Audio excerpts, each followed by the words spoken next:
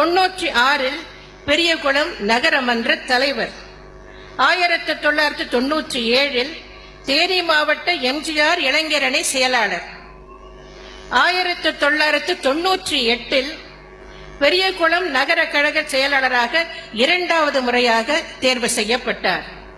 2000 தேனி மாவட்ட கழக செயலாளர். 2001 பெரியகுளம் தொகுதி சட்டமன்ற உறுப்பினர். அதன் பின் அவர் முதலமைச்சராகவும் இருந்தார். பின்னர் வருவாய்த்துறை அமைச்சர், பின்னர் பொதுப்பணி மற்றும் வருவாய்த்துறை அமைச்சராக பொறுப்பு வகித்துள்ளார்.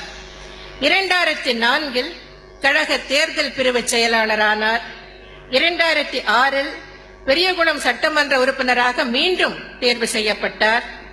பின்பு சட்டமன்ற எதிர்க்கட்சி துணைத் தலைவர் ஆனார்.